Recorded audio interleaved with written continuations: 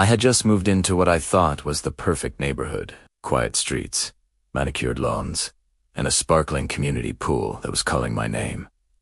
The only catch, the iron-fisted rule of the Homeowners Association, or HOA, and its self-appointed queen, Karen. Little did she know, I wasn't just the new guy on the block who enjoyed a good swim. I was an undercover FBI agent, deep in a long-term surveillance operation targeting a major financial fraud ring operating right here in this seemingly idyllic suburb. My cover was that of a freelance writer, giving me the flexibility to work from home and observe the neighborhood's comings and goings without raising suspicion. My first run-in with Karen happened a week after I moved in. I was heading to the pool, key fob in hand, ready to escape the summer heat. As I approached the gate, a woman with a severe haircut and an even more severe expression blocked my path. She folded her arms, her eyes scanning me from head to toe. "Can I help you?" she asked, her tone dripping with suspicion. "Just going for a swim," I said, holding up my key. "I am the new owner at number 24. She snatched the key from my hand to inspect it. "I'm Karen," she announced, as if I should already know. "I'm the president of the HOA. I haven't seen your paperwork yet." "No paperwork, no pool access." I explained that I had submitted everything to the management company days ago and was just waiting for their confirmation. "The rules are the rules," she said, handing back my key with a look that said, "I'll be watching you." I just wanted to blend in, not make waves, so I smiled politely and went back to my house. The next day, I got the official email confirming my residency and pool access. I thought that would be the end of it. I was wrong. It was just the beginning.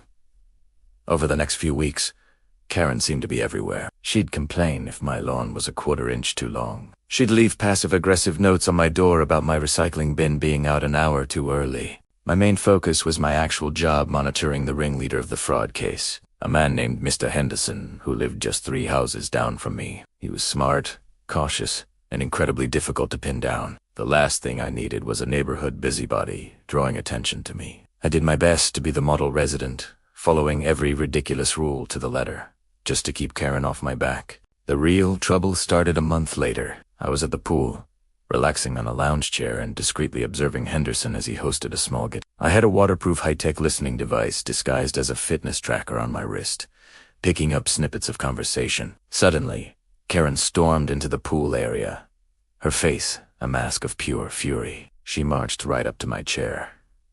"You? I knew there was something off about you," she screeched, pointing a finger at me. "You're not a resident. You're trespassing." I calmly tried to explain that I was a homeowner, but she wasn't having it. "This is the one, Frank," Karen said, pointing at me. "He's been sneaking into our pool. He refused to leave. I want him arrested for trespassing." Frank puffed out his chest and walked towards me. "All right, pal," he said, trying to be intimidating. "Gonna need you to hand over that pool key. You're not welcome here." I looked at Frank, 10 at Karen, and then over at Henderson, who was now watching the whole drama unfold with great interest. My cover was about to be blown one way or another. I had to make a split-second decision. Maintaining my cover as a simple writer was no longer an option if I was going to be arrested. It was time to change the game. I slowly reached into my pocket, not for the pool key, but for my wallet. I flipped it open, revealing my badge. "Special Agent Davis, FBI," I said, my voice low and firm. "And you, officer, are interfering with a federal investigation." The change in the atmosphere was immediate. The smug look on Frank's face vanished, replaced by sheer panic. His face went pale. Karen's jaw dropped so far it nearly hit the concrete. "FBI," she stammered, her voice barely a whisper. Frank looked like he was about to be sick. "What? What investigation?" he asked, his voice trembling. I looked directly past them, my gaze landing on Mr. Henderson, who had frozen mid-sip of his drink. "That," I said, pointing at him, "is the subject of a multi-state financial fraud investigation. And you two," I turned back to Karen and Frank, "have just made yourselves witnesses and potential obstructions of justice. Congratulations." The color drained from Karen's face. All her self-righteous anger evaporated, replaced by pure, unadulterated fear. She looked from me to Henderson and back again, finally understanding the gravity of what she had done. Frank immediately started apologizing profusely. "Sir, I had no idea. My wife, she's very passionate about the HOA rules." I held up a hand to stop him. "Your passion almost compromised a year-long operation. We've been monitoring Henderson for months. This little scene you've caused could have spooked him into destroying evidence or fleeing."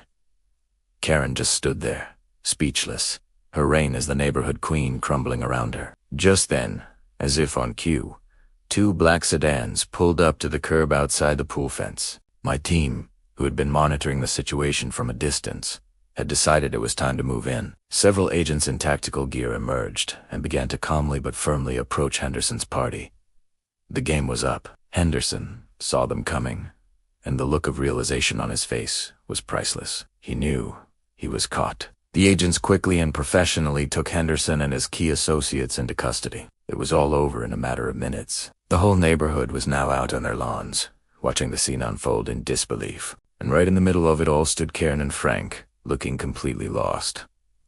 I turned back to them. "I'm going to need to take statements from both of you. Don't leave the neighborhood."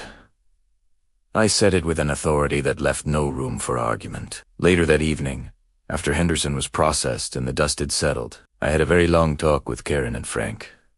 Frank was beside himself with apologies, promising it would never happen again. Karen, for the first time since I'd met her, was completely silent and humbled. She finally understood that the world was bigger than her petty HOA kingdom and its arbitrary rules. The next day, a letter of resignation from her position as HOA president was slipped under my door. The neighborhood was buzzing for weeks, of course. The story of the undercover FBI agent living among them became local legend. But for me, it was just another day at the office, albeit a more dramatic one than usual. And I have to admit, swimming in the community pool felt a lot more relaxing after that. I never had a problem with my recycling bin again. Thanks for listening to my story, and if you enjoyed it, make sure to like and subscribe for more. See you next time.